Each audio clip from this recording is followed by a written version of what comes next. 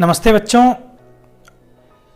आज फिर हम वही पाठ पढ़ने जा रहे हैं, आपका पसंदीदा ततारा वामीरो कथा। इसके पहले हमने इसके 3 पार्ट पढ़ लिए हैं, 3 भाग पढ़ लिए हैं। और जो पिछला भाग था, जो पिछला एपिसोड था इस सीरीज का, उसमें आपने देखा कि ततारा शुरुआत से अगर बात करें तो निकोबार के लोगों का क्या विश्वास है, कैसे लिटिल अंडमान और कार निकोबार 2 भागों में बटा, इसकी बात हुई। ततारा कौन था, कैसा था, इसकी बात हुई। फिर ततारा और वामीरो की जो कहानी है उस पर बात हुई कि कैसे ततारा थक करके और संध्या समय एक बार समुद्र के किनारे गया हुआ था और वहाँ उसने गीत सुना और फिर उस तरफ बढ़ता हुआ गया तो वामीरो उसे मिली। वामीरो से ततारा ने पूछा कि तुमने गाना क्यों रोक दिया, बहुत सुरीला कंठ है तुम्हारा, बहुत सुंदर गाना गाती हो, गाना गाओ। वामीरो क्रोधित हो जाती है इस बात को सुनकर ततारा की और कहती है कि अपने गांव के अलावा किसी और गांव के युवक के प्रश्नों का उत्तर देने के लिए मैं बाध्य नहीं हूं। I am not bound to answer the question which is asked from a person who is not from my village. तो ततारा उससे रिक्वेस्ट करता है, बेग करता है, एक तरह से रिक्वेस्ट करता है कि तुम कल भी यहाँ आना, मैं तुम्हारा इंतजार करूँगा। और वामीरो कहती है कि नहीं, मैं कभी नहीं आऊँगी, क्योंकि उसको गांव का जो नियम था वो पता था। अब घर वो पहुँचती है, बेचैन फील कर रही है। ततारा का चेहरा बार बार उसके सामने आ जा रहा है। ततारा को उसने देखा तो नहीं था, लेकिन उसका नाम बहुत सुना था। बहुत हेल्पफुल, बहुत वार्म हार्टेड, बहुत काइंड हार्टेड इंसान था ततारा। ततारा के बारे में एक बड़ी अच्छी छवि ततारा की उसके मन में थी कि बहुत बलिष्ठ और अद्भुत शक्ति से भरी हुई एक तलवार उसके पास है, ये सब चीज़ें। लेकिन वही ततारा एक अलग रूप में वामीरो के सामने आया। अब क्या हुआ, वामीरो का क्या सोच रही है वो, आगे क्या होगा, इसके लिए देखिए आज का एपिसोड। किंतु वही ततारा उसके सम्मुख एक अलग रूप में आया। किसके सम्मुख? किसके? वामीरो के। जिस ततारा के बारे में वामीरो सोच रही थी कि इतना सौम्य, इतना बलिष्ठ, इतना हेल्पफुल, एक तरह का हीरो है वो वहां का, है ना, उसके बारे में बड़ी कहानियां सुन रखी हैं। वही ततारा उसके सामने एक अलग रूप में आया। हीरो मतलब किसी से बैक थोड़े करता है, हीरो तो हीरो है। लेकिन यहां ततारा एक बिल्कुल अलग रूप में उसके सामने आया। सुंदर, बलिष्ठ। एक शब्द है सम्मुख। सम्मुख मतलब होता है सामने, इन front of. Tatara came in front of Vamiro in a different form. मतलब फॉर्म का मतलब ऐसा नहीं हाथ पैर आंख नाक वैसे ही रहा होगा नहीं था, लेकिन जैसी कल्पना उसने की थी वामीरो ने उससे थोड़ा अलग, ठीक है, बहुत सभ्य, बहुत शांत। किंतु वही ततारा उसके सम्मुख, शब्द है सम्मुख।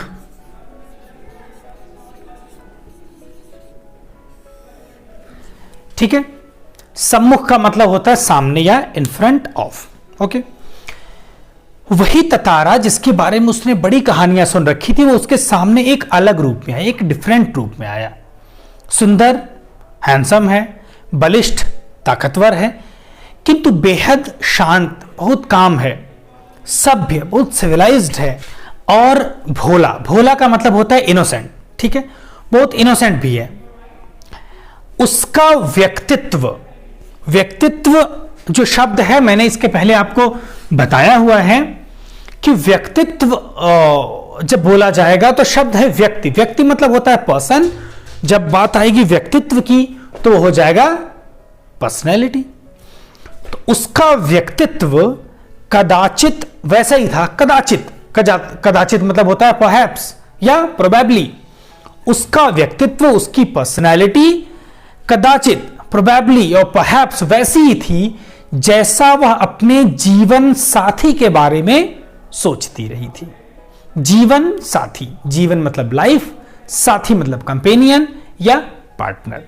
तो स्पाउस के सेंस में लाइफ पार्टनर शब्द हो गया यानी किसी के लिए उसकी पत्नी या किसी पत्नी के लिए उसका पति, वो उसका जीवन साथी कहा जाता है। ठीक है, लाइफ पार्टनर। तो उसने अपने लाइफ पार्टनर, अब हर कोई अपने लाइफ पार्टनर के बारे में एक इमेजिनेशन करता है, एक इमेजिनेटिव एक चेहरा बनाता है कि ऐसा होना चाहिए। चेहरा का मतलब केवल फेस नहीं, मतलब कैसे गुण होने चाहिए, कैसा देखने में कैसा होना चाहिए। Everybody does that. तो वामीरो के मन में भी कहीं ना कहीं ये बात थी कि उसका जीवन साथी कैसा हो। तो कैसा हो, उसने जो कुछ भी इमेजिन किया होगा, जो कुछ भी अपने मन में सोचा होगा, अपने मन में अपने जीवन साथी की जैसी कल्पना की होगी, जैसा इमेजिन किया होगा, ततारा लगभग वैसा ही था। परहैप्स मतलब यहां पर कदाचित वैसा ही था, यानी शायद वैसा ही था। किंतु एक दूसरे गांव के युवक के साथ यह संबंध परंपरा के विरुद्ध था। लेकिन एक दूसरे गांव के व्यक्ति के साथ, आपको रूल पता है, तो किसी ऐसे व्यक्ति के साथ संबंध रखना जो आपके गांव का नहीं हो, उस समय के हिसाब से, वहां के ट्रेडिशंस के हिसाब से परंपरा के विरुद्ध था। विरुद्ध का मतलब होता है against. It was against the rules, against that the tradition. ठीक है, फिर क्या हुआ? अतएव, देयरफॉर मतलब इसलिए, देयरफॉर उसने उसे भूल जाना ही श्रेयस्कर समझा। आप पढ़ना भी सीख लो। देखो अब ये क्या है, सबसे पहले ये है ये वाला श और प्लस र। ठीक है, तो ये हो गया ऐसे श्र। ठीक है, कैसे पढ़ेंगे? SHRA।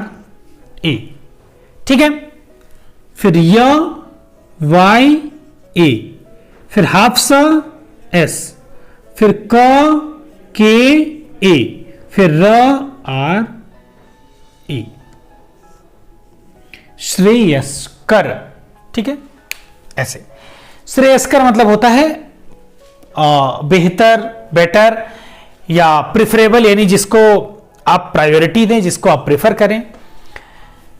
तो उसने, चूंकि वो जानती थी कि ये संबंध हमारी परंपरा के विरुद्ध है, ये अगेंस्ट ऑफ द ट्रेडिशंस है, इसलिए उसने इसे भूल जाना ही श्रेयस्कर समझा, मतलब बेहतर समझा।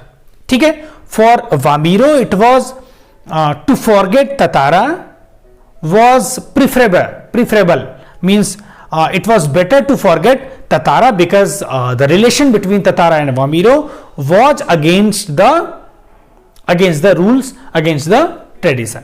ठीक है, आगे।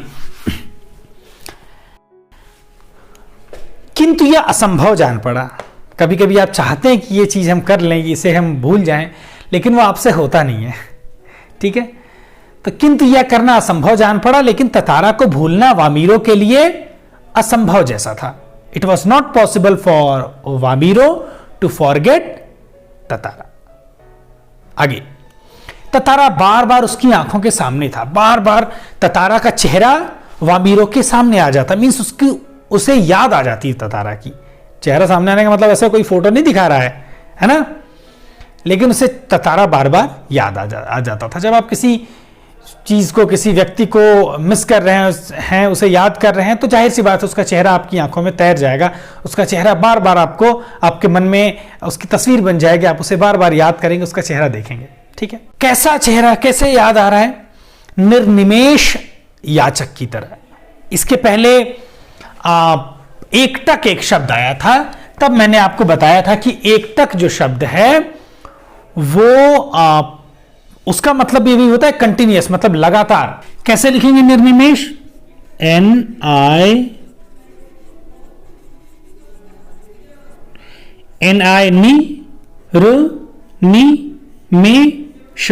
निर्निमेष। निमेष मतलब होता है पलक, आईलेट। निर्निमेष यानी बिना पलक झपकाए, विदाउट ब्लिंकिंग, यानी कंटिन्यूअसली, यानी लगातार। ठीक है, निर्निमेष याचक की तरह। याचक का मतलब बेगर होता है, बेगर का मतलब भिखारी मत समझ लेना। याचक यानी मांगने वाला, और मांगने वाले का मतलब यहां पर रिक्वेस्ट करने वाला। एक निर्निमेष याचक की तरह वो दिखाई दे रहा है। ठीक है, फिर क्या हुआ? किसी तरह रात बीती, somehow the night was over, रात समाप्त हुई, सुबह हुआ। दोनों के हृदय व्यथित थे। हृदय यानी हार्ट, दोनों के हार्ट यानी दोनों के मन व्यथित थे। व्यथित मतलब दुखी, डिस्ट्रेस्ड। दोनों के हृदय व्यथित थे, दोनों के हार्ट डिस्ट्रेस्ड थे, दोनों सैड थे, दोनों एक दूसरे को याद करके दुखी हो रहे थे। किसी तरह आंच रहित। अब मिलना कब था? इवनिंग में। तो last evening, yesterday's evening they met, okay, and today in the evening they have to go. तो पूरी रात किसी तरह बीती। कितना टाइम, कितना ज्यादा समय लगता है जब आप किसी का इंतजार कर रहे हो, जब आप किसी चीज के होने का, किसी से मिलने के लिए आप व्यग्र हो, व्याकुल हो, रेस्टलेस फील कर रहे हैं। कितना लंबा ऐसे लगता है। 1 घंटा जो है वो 60 मिनट की जगह नहीं बल्कि 120 मिनट का हो रहा है 200 मिनट्स का 1 घंटा हो रहा है। यानी बड़ा टाइम धीरे धीरे बीतता है ना। तो यहां भी समय बड़ा धीरे धीरे बीत रहा है। पूरी रात किसी तरह बीती है। दिन भी बिताना है क्योंकि शाम को जाना है मिलने। दिन पूरी तरह बीत ही नहीं रहा है क्योंकि मन तो, अब फोन भी तो नहीं है, फोन कर लें एक बार कि भाई ठीक है, सब कुछ अच्छा है, शाम को मिलेंगे, व्हाट्सएप कर लेते, थोड़ा सा रिलैक्स हो जाते, लेकिन ये सब चीजें थी नहीं वहां पर। किसी तरह आंच रहित एक ठंडा और उबाऊ दिन गुजरने लगा। आंच रहित, आंच मतलब होती है तपिश, मतलब हीट, रहित मतलब विदाउट। आंच रहित मतलब होता है विदाउट हीट, यानी दिन जो था वो उतना गर्म नहीं था, बहुत ज्यादा हीट नहीं थी सनरेज में, बिना हीट के, विदाउट हीट। जो दिन था वो कैसा बीत रहा है? बिना, मतलब गर्मी नहीं थी दिन में, ठंडा और उबाऊ। उबने, उबना मतलब होता है बोर हो जाना। बहुत बोरिंग डे बीत रहा है। बोरिंग तो बीतेगा ही ना, दिमाग तो है ही नहीं एक जगह। तो एक ठंडा और बोरिंग दिन बीता, गुजरने लगा। गुजरना मतलब पास होना, मतलब बीतना। ठीक है। शाम की प्रतीक्षा थी। शाम मतलब इवनिंग, प्रतीक्षा मतलब wait. Both were waiting for the evening. जान ही रहे ना क्यों? Both were waiting for the evening. Tatara के लिए मानो पूरे जीवन की अकेली प्रतीक्षा थी। For Tatara it was like the one and only wait in his whole life. उसकी पूरी जिंदगी में उसने कभी इस तरह से इंतजार नहीं किया था। ऐसा लग रहा था मानो पूरी जिंदगी में पहली बार वो किसी का वेट कर रहा हो। तो ततारा के लिए पूरी जिंदगी की ये पहली प्रतीक्षा थी। इतना सीरियस था, इतना शांत था कि कभी उसे ऐसा फील ही नहीं हुआ था, कभी किसी से प्रेम हुआ ही नहीं था इस तरह से। उसके गंभीर और शांत जीवन में, गंभीर पढ़ेंगे कैसे? देखो रीडिंग ऑलरेडी हो चुकी है, लेकिन फिर भी ये है ग, लेकिन इसको लिख सकते हैं कैसे? ऐसे भी। क्यों लिख सकते हैं? क्योंकि मैंने आपको बताया हुआ है कि जो पंचम अक्षर होते हैं, जो पांचवें अक्षर होते हैं, जैसे म भी पांचवा अक्षर है ना, इनकी जगह अनुस्वार का प्रयोग किया जा सकता है। तो उसी का प्रयोग करते हुए इसे हटा करके बिंदी लगा दी गई है। तो क्या होगा? GAMBHEER। आप BHIR भी देखेंगे, जिसे गौतम गंभीर है ना, द क्रिकेटर, अभी तो MP हो गए हैं, तो वहां आई गंभीर में नॉर्मली GAMBHIR लिख देते हैं। लेकिन आपको यहां प्रोनाउंसिएशन मैं बता रहा हूं, तो जब प्रोनाउंसिएशन की बात होगी तो हमेशा मैं डबल ई ही लिखूंगा, क्योंकि आप अगर मैं छोटी अगर मैं आई लिख दूंगा तो आप उसे गंभीर पढ़ लेंगे। दैट इज नॉट गंभीर, दैट इज गंभीर। ठीक है। तो उसके शांत और गंभीर जीवन में, तो ये हो गया गंभीर। गंभीर मतलब सीरियस, उसका जीवन बड़ा सीरियस था, शांत था, काम था ना, मैच्योर पर्सन था वो। उसके शांत और गंभीर जीवन में, उसके सीरियस और काम कूल लाइफ में पहली बार ऐसा हुआ था। It was the first time. वह अचंभित था, साथ ही रोमांचित भी। अचंभित, अचंभा मतलब आश्चर्य करना। He was surprised. उसे खुद सरप्राइज हो रहा था कि why I am feeling like this type of feeling I had never felt. Right now, what happened with me? Why and how I am feeling this? रोमान, तो एक शब्द है अचंभित, मतलब आश्चर्यचकित, अमेज्ड, और एक दूसरा शब्द है रोमांचित. रोमांचित मतलब होता है थ्रिल्ड, है ना, रोमांच हो जाना, थ्रिलिंग एक्सपीरियंस करना. तो उसकी जिंदगी में ये पहली बार हुआ था. First time he was feeling himself amazed and thrilled. ठीक है. दिन ढलने के, अब जब आप किसी का इंतजार कर रहे होते हैं, आप डेट पर जा रहे हैं. ठीक है, ये डेट ही तो थी. आप डेट पर जा रहे हैं, फर्स्ट टाइम जिंदगी में जा रहे हैं, और एक ऐसे व्यक्ति के साथ जा रहे हैं जिसे देखते ही आपको प्रेम हो गया है. तो वो जो उत्साह है, वो जो जील है, वो जो मिलने की बेचैनी है, जो रेस्टलेस है ना, वो आपको वेट ही नहीं करने दे रही है. अगर किसी ने 4 बजे मिलने बुलाया तो आप 2 बजे ही निकल जाएंगे घर से, कहीं लेट ना हो जाए. ठीक है. तो ततारा की भी वही हालत है. आप और ततारा अलग अलग नहीं है. जो नॉर्मल ह्यूमन बीइंग है, उन सबकी फीलिंग्स ऐसी होती हैं. शाम होने के काफी पहले वह लपाती की समुद्री चट्टान पर पहुंच गया. समुद्र के किनारे जो रॉक थी लपाती गांव में, वहां पहुंच गया. वामीरो की प्रतीक्षा में he is waiting for Vamiro. Vamiro की प्रतीक्षा में एक एक पल, वन मोमेंट, पहाड़ की तरह भारी लग रहा था. लाइक अ माउंटेन, मतलब बहुत बड़ा. तो थोड़ा समय भी ना बहुत लंबा लग रहा है. जैसे लग रहा है, और देख रहे हैं कि 3 बज रहा है. 1 घंटे वेट किए वामीरो का, उसके बाद भी वो नहीं आ रही. फिर घड़ी देख रहे हैं तो 3:05 हो रहा है. 3 o'clock it was the time, and after 1 hour it is only 3:05. है ना. इस तरह से हो रहा है. एक एक मिनट उसको 1 घंटे के बराबर लग रहा है. इस तरह से किसी तरह वो वेट कर रहा है. ठीक है. उसके भीतर एक आशंका थी. आशंका मतलब डर, फियर ना, अप्रीहेंशन, मतलब उसे लग रहा था कहीं, जैसे आशंका होना मतलब किसी चीज पर डाउट करना, मतलब वो चीज होगी या नहीं होगी, मतलब एक तरह का डर होना. जैसे मैं आशंका करूं कि मैं क्लास 10th में पास हो पाऊंगा कि नहीं हो पाऊंगा. तुम मत करना, तुम हो रहे हो पास. तो वो हो गई आशंका. उसे ये डर था, उसे उसके मन में, उसके भीतर एक आशंका दौड़ रही थी, एक फियर था कि अगर वामीरो ना आई तो, वामीरो नहीं आई तो क्या करेगा. ना चिट्ठी भेज सकता है, ना कॉल कर सकता है. उसको बोला हुआ था कल तुम आना, यहीं आना, मैं यहीं प्रतीक्षा करूं. अगर वो ना आई तो बात खत्म. पता नहीं फिर कभी मुलाकात हो ना हो, है ना. तो उसके भीतर एक आशंका दौड़ रही थी कि अगर वामीरो नहीं आई तो क्या होगा. मेरा प्रेम जो शुरू हुआ है वो शुरू होते ही खत्म हो जाएगा, है ना. अजीब दास्तां है ये, कहां शुरू कहां खत्म.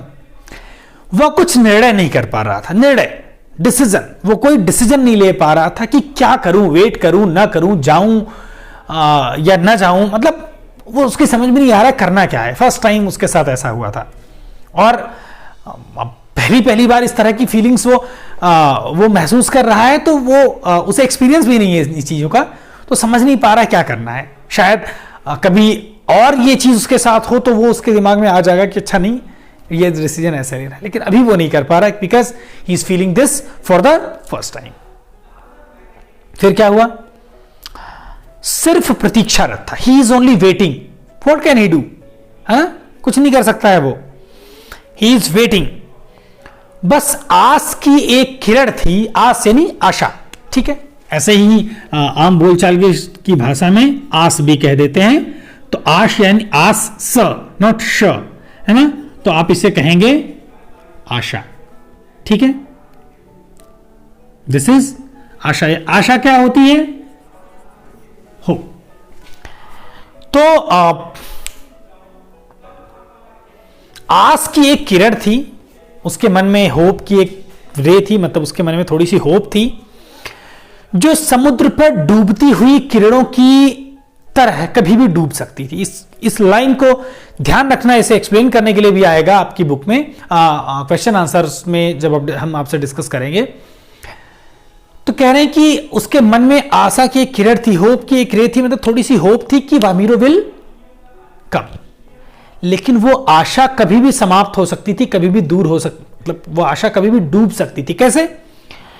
जैसे समुद्र की लहरों में सूरज की किरणें डूब रही हैं, सूरज मतलब सनसेट होने वाला है, सूरज डूबने वाला है, तो सूरज की किरणें भी धीरे धीरे खत्म होने वाली है। उसी तरह से उसकी होप भी खत्म हो जाती अगर वामीरो नहीं आई तो। ठीक है। बार बार वह लपाती के रास्ते पर नजरें दौड़ाता। जो लपाती जाने वाला रास्ता है ना, उसकी तरफ बार बार वो नजर दौड़ा रहा है। मतलब नजर दौड़ाना, दौड़ाना मतलब किसी को दौड़ाना नहीं, दूर तक देखना कि वामीरो इज कमिंग और नॉट। आप भी जब किसी का इंतजार करते हैं तो घर से बाहर निकल के देखते होंगे कि वो आदमी आ रहा है कि नहीं, है ना। अभी तो लोकेशन गूगल लोकेशन शेयर कर देंगे मैप पे ना, है ना, लेकिन उस समय कहां से लोकेशन शेयर होती, पता ही नहीं है कि इंसान है कहां। तो घर से बाहर निकल करके बार बार इंसान देख रहा है कि जिसका हम इंतजार कर रहे हैं वो आ रहा है या नहीं आ रहा है। ठीक है, आगे तो बार बार नजरें दौड़ाता। सहसा, सहसा माने सडनली, अचानक, नारियल के झुरमुटों में, झुरमुट, झुरमुट क्या होता है, मतलब क्लम्प होता है, झाड़ी होती है, जैसे छोटे छोटे पौधे ढेर सारे एक ही जगह है ना, तो वो झाड़ी हो गई, और बहुत सारी छोटी छोटी झाड़ियां दूर तक है तो वो झुरमुट हो गया। ठीक है, तो झुरमुट मानी क्लम्प। ठीक है, तो एक झुरमुटों में से एक आकृति, एक फॉर्म, एक शेप कुछ साफ हुई, मतलब कोई उस झुरमुट में जो छोटे छोटे पेड़ हैं, जो झाड़ियां हैं, जो क्लम्प्स हैं, उनमें उनके अंदर से कोई आदमी आ रहा है। ठीक है, उसकी ठीक से पता नहीं चल रहा है कौन है, धीरे धीरे वो और जैसे जैसे करीब आएगा ना तो आपको क्लियर होता जाएगा कि कौन है।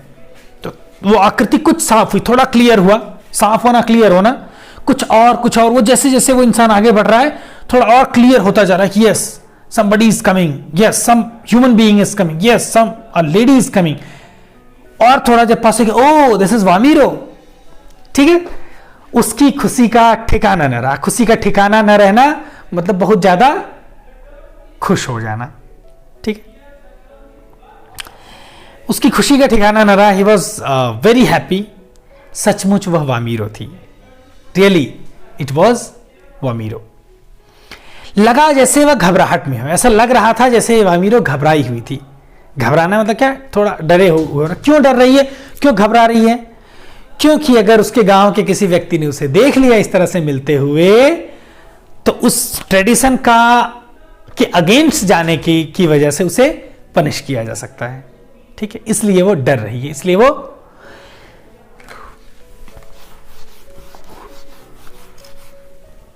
वो घबरा रही है। ठीक है, फिर क्या हुआ? वो अपने आप को छुपाते हुए बढ़ रही थी।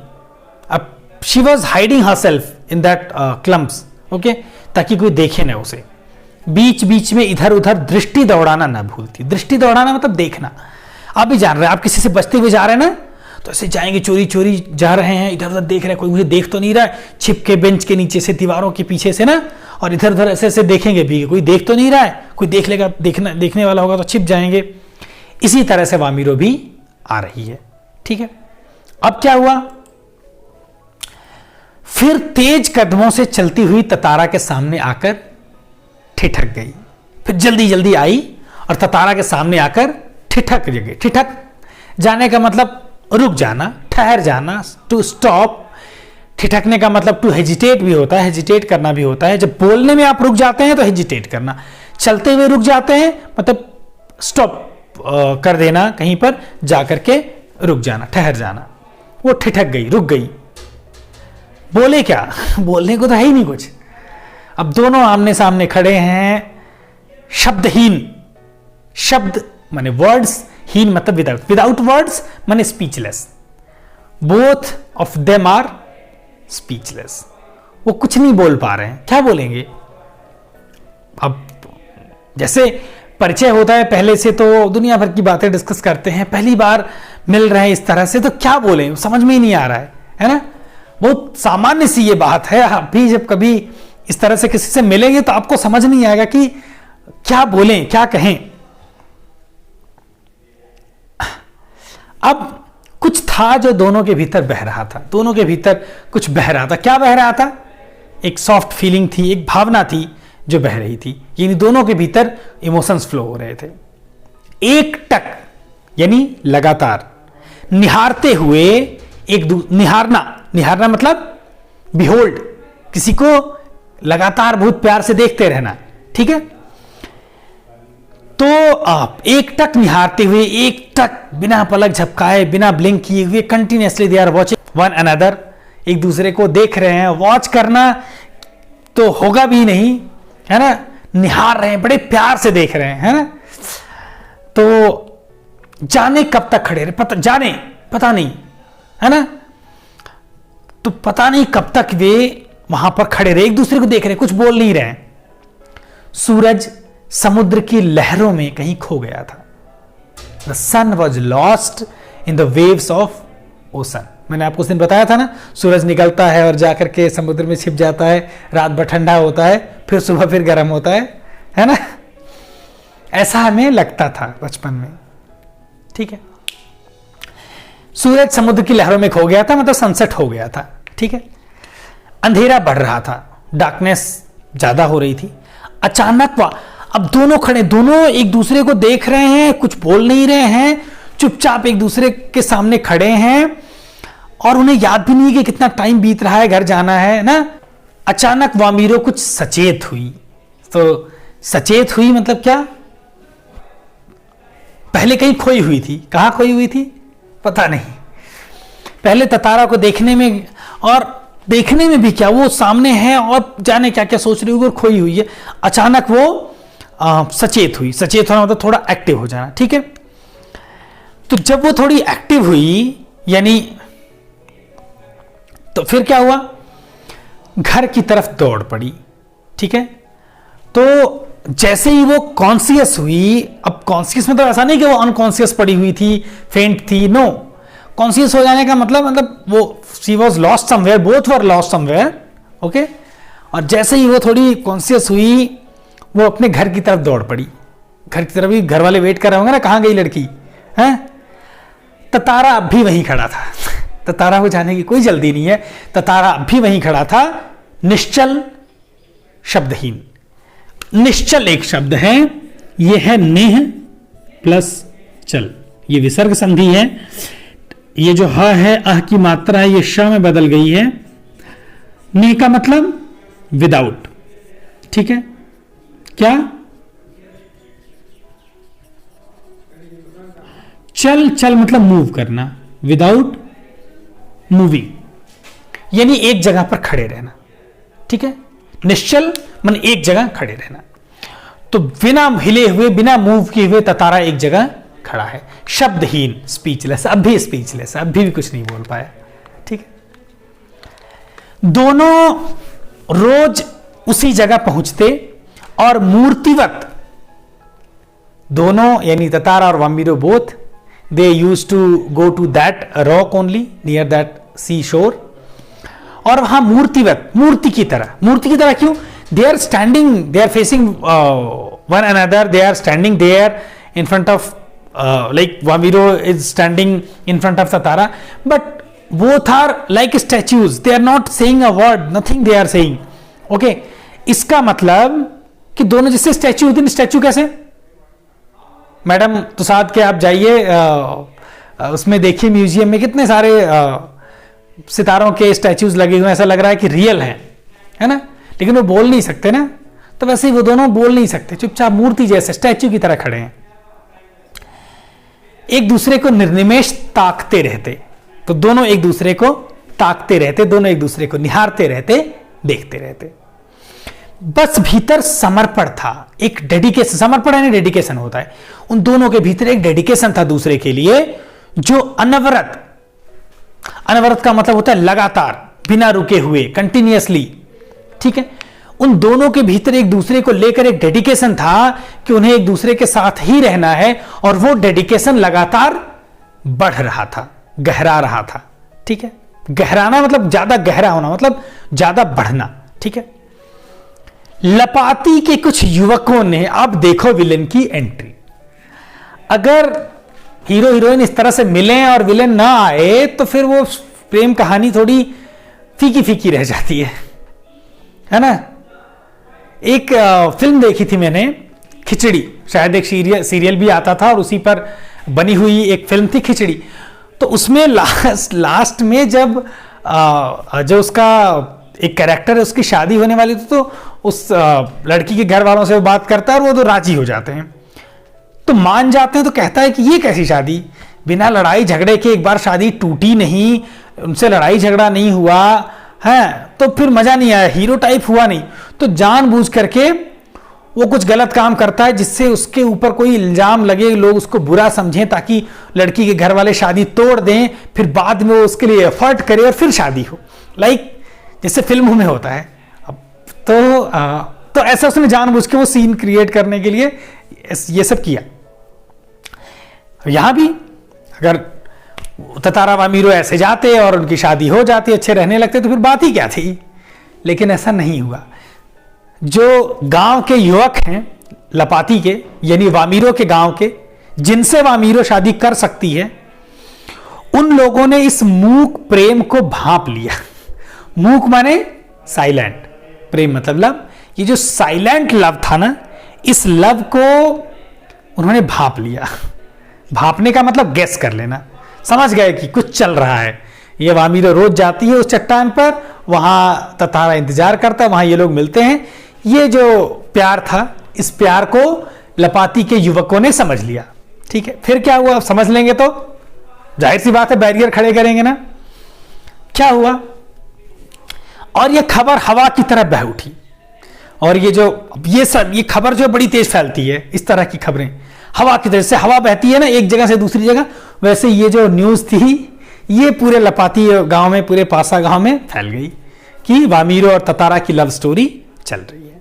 ठीक है, वामीरो लपाती ग्राम की थी और ततारा पासा गांव का। दोनों का संबंध संभव न था। संबंध मतलब रिलेशन, संभव मतलब पॉसिबल।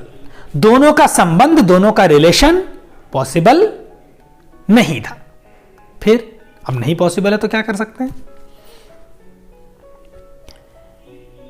रीति अनुसार मतलब नियम के अनुसार दोनों को एक ही गांव का होना आवश्यक था। जो रूल था उसके अकॉर्डिंग दोनों लोग एक ही गांव के होते तभी बात बन पाती।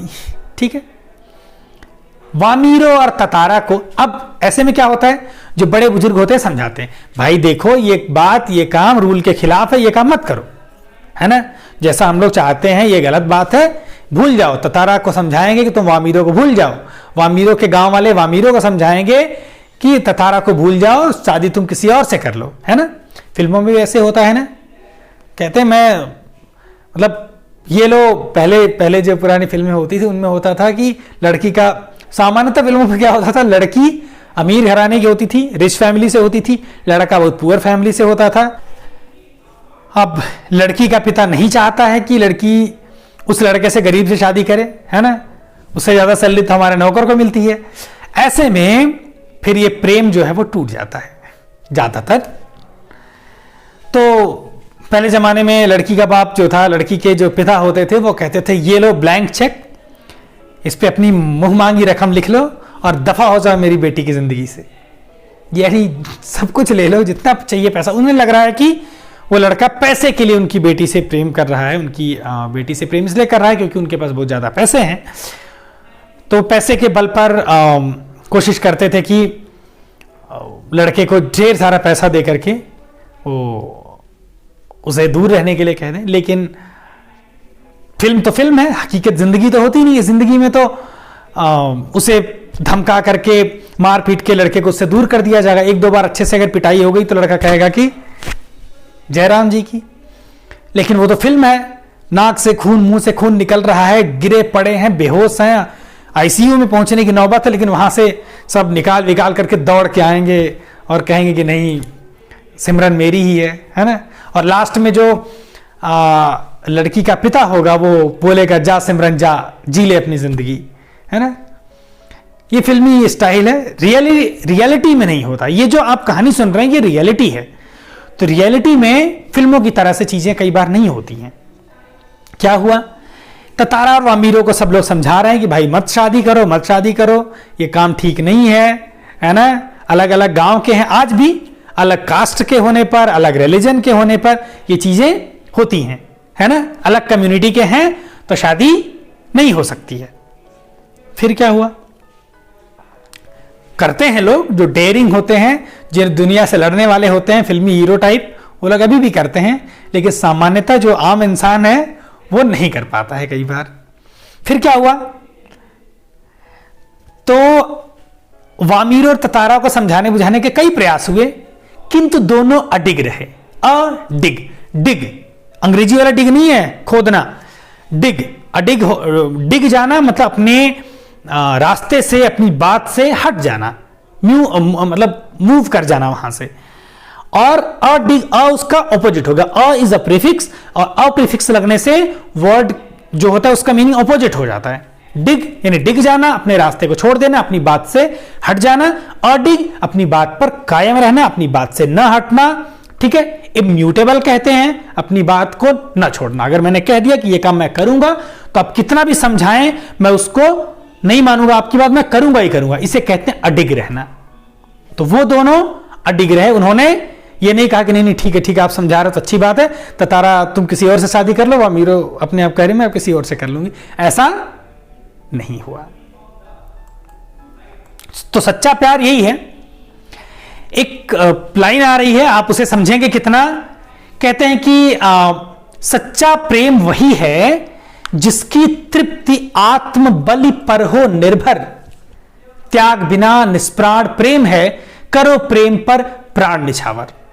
बड़ी प्यारी लाइन है। कहा गया है कि सच्चा प्रेम जो वास्तविक प्रेम है, जो ये वाला आजकल वाला प्रेम नहीं, आज मिले और कल ब्रेकअप, वो वाला प्रेम नहीं, रियल सही वाला प्रेम, ट्रू लव। तो सच्चा प्रेम वही है जहां पर आत्म बलि, सेल्फ सेक्रीफाइस हो जाए।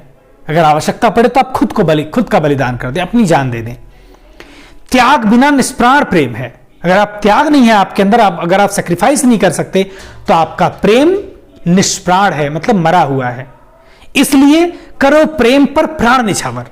इसलिए जरूरत पड़े तो आप अपने प्रेम के लिए अपने प्राण भी न्यौछावर कर दीजिए, लुटा दीजिए, सेक्रीफाइस कर दीजिए, जान दे दीजिए अपने प्रेम को पाने के लिए, है ना।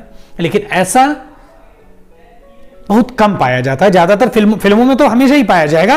वास्तव में आप हिंदी फिल्में देखिए, बस लव स्टोरीज होती हैं अब ज्यादातर, और जाहिर सी बात है हीरो या हीरोइन या एक्ट्रेस जो भी है वो अपने प्रेम को पाने के लिए सब कुछ करेगी। लेकिन व्यावहारिक जिंदगी में, प्रैक्टिकल लाइफ में ये चीजें इस तरह से कई बार नहीं होती हैं। वे नहीं माने, वे मिलते रहे एक दूसरे से उसी जगह, समुद्र के किनारे, उसी चट्टान पर मिल रहे हैं, जो करना है कर लो। वे उसी चट्टान पर उसी जगह मिलते रहे, अफवाहें फैलती रही, और र्यूमर्स, अफवाह माने र्यूमर, और र्यूमर्स फैलते रहे हैं। कुछ समय बाद पासा गांव में पशु पर्व का आयोजन हुआ। आफ्टर सम टाइम इन पासा विलेज पशु पर्व का एक एनिमल्स का फेस्टिवल आयोजित हुआ। देखो पहले जमाने में television, radio, mobile phones, internet नहीं था, तो लोग कैसे एंटरटेन करते थे। बहुत सारे जो फोक सॉन्ग, फोक डांस ये जो डेवलप हुए हैं ना, वो इसी वजह से डेवलप हुए हैं क्योंकि लोगों को एंटरटेनमेंट चाहिए था। फिल्में सिर्फ 3 वजहों से चलती हैं, एंटरटेनमेंट, एंटरटेनमेंट, एंटरटेनमेंट। सुने हैं नहीं? खैर, तो एंटरटेनमेंट तो सभी के लिए जरूरी है। तो वे नाच गाना, जितने फेस्टिवल्स मनाए जाते हैं, चाहे असम का बिहू हो, चाहे कुचिपुड़ी हो, चाहे अब जैसे हमारे यहाँ जो नृत्य हैं, हमारे यहाँ गांवों में शादी वगैरह के समय नृत्य करने की परंपरा है, या फसल कटने के बाद त्योहार मनाए जाते हैं, है ना। बहुत सारे त्योहार हैं, जैसे अब मकर संक्रांति मनाई जाती है हमारे यहाँ, या दिवाली मनाई जानी है, या होली मनाई जाती है। ज्यादातर जो त्योहार हैं बहुत सारी जगहों पर वो फसल कटने के बाद मनाए जाते हैं। फसल कटने के बाद इसलिए कि लोग फ्री होते हैं, काम धाम खत्म, अब चलो थोड़ा एंजॉय कर लेते हैं, ठीक है। तो यहां भी एक पशु पर्व का आयोजन हुआ। पशु पर्व में हृष्ट पुष्ट मतलब होता है मजबूत, स्ट्रॉन्ग, पशुओं के प्रदर्शन मतलब एग्जीबिशन। क्या होता था इसमें, जो अच्छे अच्छे मजबूत पशु होते तो उनको दिखाया जाता, जैसे कोई बुल है ना, या कोई हॉर्स है या एलिफेंट है जो ताकतवर है, उसको शो किया जाता था, उसकी एग्जीबिशन होती थी कि ये देखो इतना अच्छा है ना। एग्जीबिशन, अभी भी एग्जीबिशंस लगते हैं, वहां पे चीजें दिखाई जाती हैं। और क्या होता था, पशुओं से युवकों का शक्ति परीक्षण भी होता था। पशुओं और युवकों की, जो स्ट्रॉन्ग यंगस्टर्स हैं उनसे और जानवरों से उनकी लड़ाइयां होती थी, है ना। बाहुबली याद करो, भल्लाल देव बुल से लड़ता है ना, अंत में बुल को पटक देता है ना। इसके अलावा भी स्पेन में बुल फाइटिंग होती है, बहुत सारी जगहों पर जानवरों को आपस में लड़ाने की परंपरा है। वो एक तरह का स्पोर्ट्स है, वो एक तरह का खेल है, वो एक तरह का एंटरटेनमेंट का साधन है। आपके यहां भी बुल फाइटिंग होती है, दो बैलों को पकड़ के मुखला गांव से ले आते हैं और लड़ाते हैं ना ग्राउंड में हमारे। या मुर्गों की लड़ाई होती है, मुर्गा समझते हो ना, हाँ, तो मुर्गों की लड़ाई होती है। तो वहां भी इसी तरह से लड़ाइयां, वो प्रतियोगिता हो रही, कंपटीशन हो रहा है, जो जीतेगा उसको मतलब पुरस्कार मिलेगा, उसको अवार्ड दिया जाएगा, ठीक है। प्रतियोगिता होती है वर्ष में एक बार, वंस इन अ ईयर। गांव के लोग एक बार सभी गांव के लोग हिस्सा लेते हैं, सभी गांवों के लोग वहां पर इकट्ठे होते हैं, उसमें पार्टिसिपेट करते हैं, ठीक है। बाद में आफ्टर दैट नृत्य, संगीत और भोजन का भी आयोजन होता है। नृत्य, डांस, संगीत, म्यूजिक और भोजन, खाने पीने की सारी चीजें वहां पर होती है, मतलब पूरा फेस्टिवल अच्छे से मनाते हैं। आयोजन मतलब अरेंज करना। शाम से ही सभी लोग पासा में एकत्रित होने लगे। तो शाम से ही मतलब फ्रॉम द इवनिंग ओनली सब लोग पासा गांव में इकट्ठा हो रहे हैं। एकत्रित होना मतलब, एकत्रित करना मतलब कलेक्ट करना, एकत्रित होना मतलब टुगेदर, गेट टुगेदर होना, ठीक है। धीरे धीरे विभिन्न कार्यक्रम शुरू हुए, ठीक है, धीरे धीरे करके slowly different type of program started. लेकिन कार्यक्रम तो चल रहा है, आप थिएटर में बैठे हुए हैं, लेकिन आपको मिलना है किसी से तो फिल्म थोड़ी ही आप देख रहे हैं, आपका मन तो वहां लगा हुआ है। ततारा का मन इन कार्यक्रमों में तनिक भी न था, तनिक मतलब थोड़ा भी। ततारा का मन, ततारा का माइंड इन कार्यक्रमों में, इन प्रोग्राम्स में थोड़ा भी नहीं था। क्यों होगा भाई?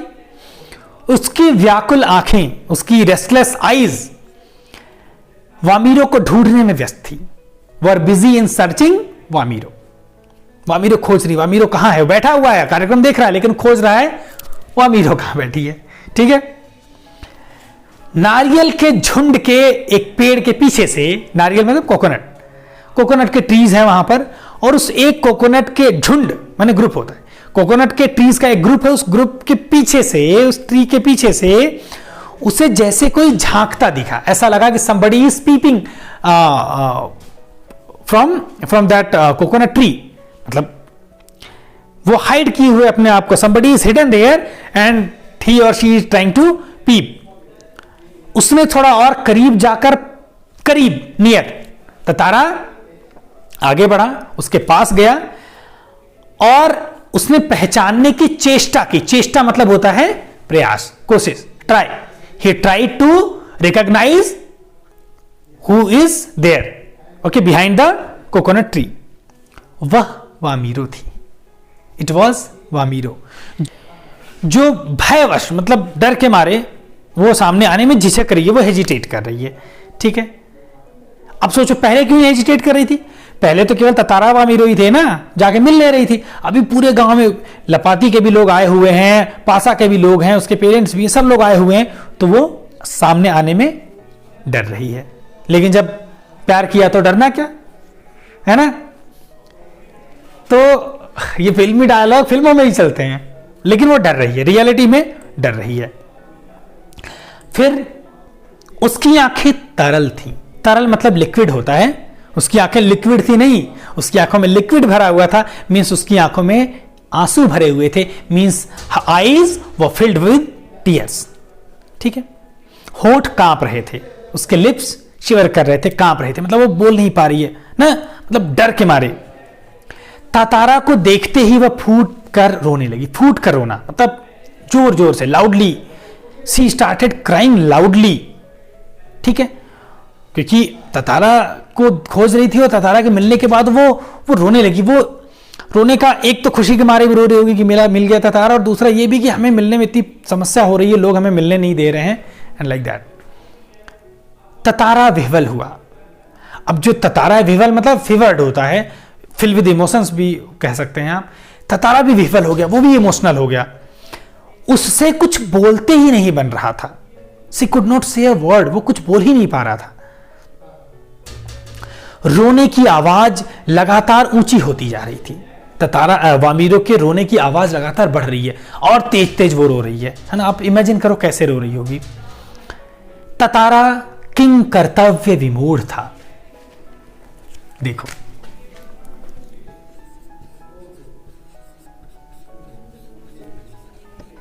खूब दूर दूर लिख रहे हैं ताकि तुम देख लो।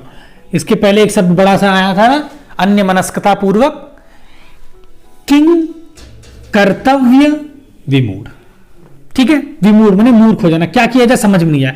कर्तव्य माने क्या करना चाहिए, क्या ड्यूटी है। विमूढ़ माने मूर्ख हो जाना, कर्तव्य माने ड्यूटी, किम माने क्या, क्या है ना, क्या करना है ये समझ में ना आए, ठीक है।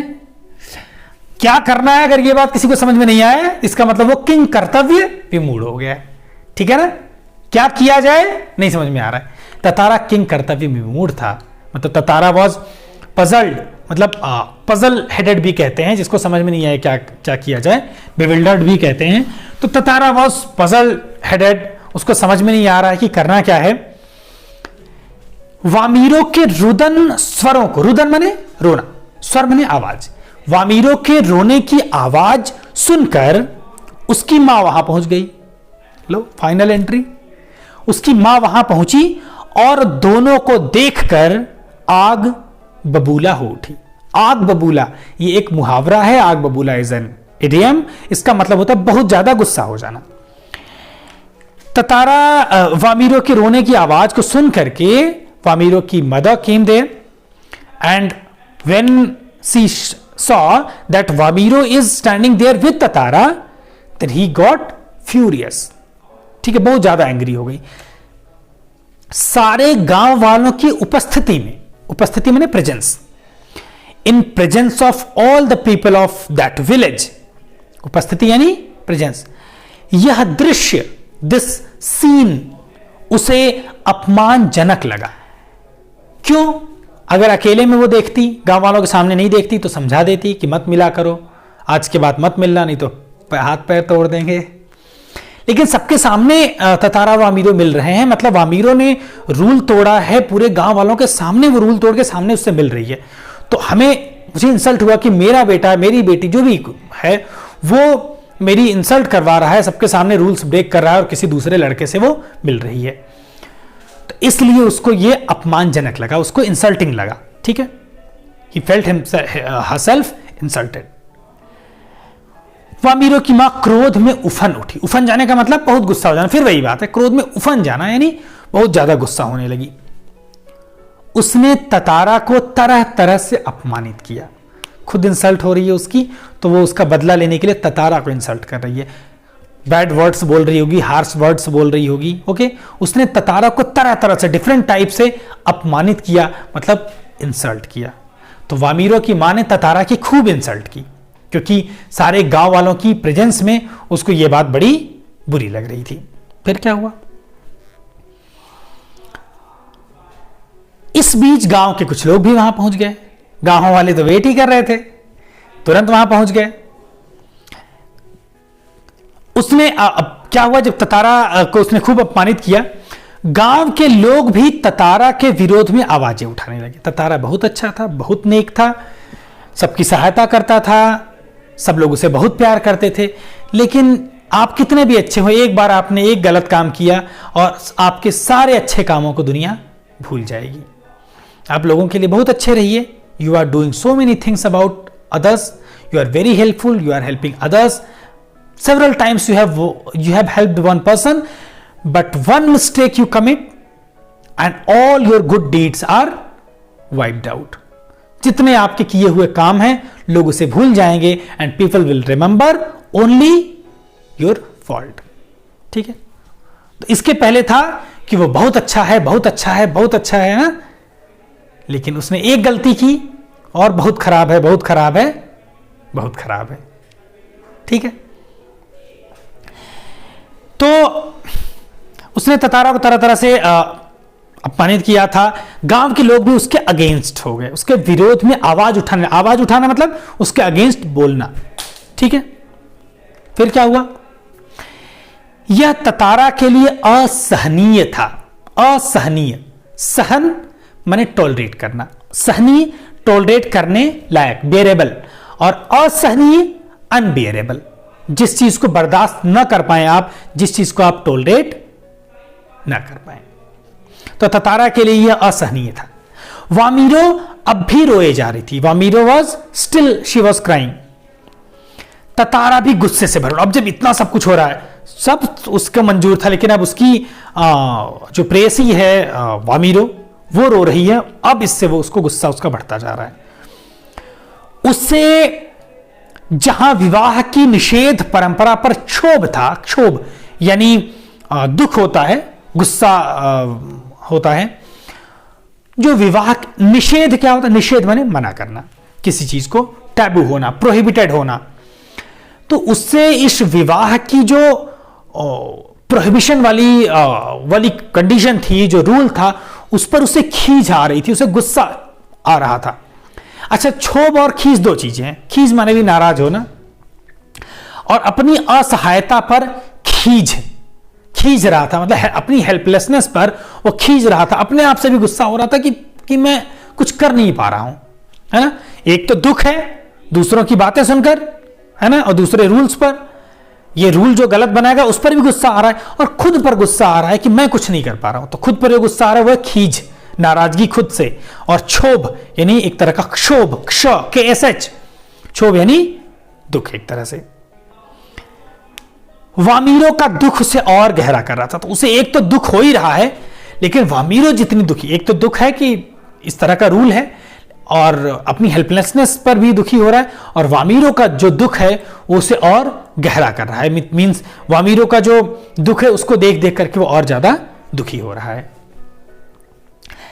अब इस दुख से बाहर आने के लिए ततारा क्या करेगा? उसकी मां को क्या जवाब देगा?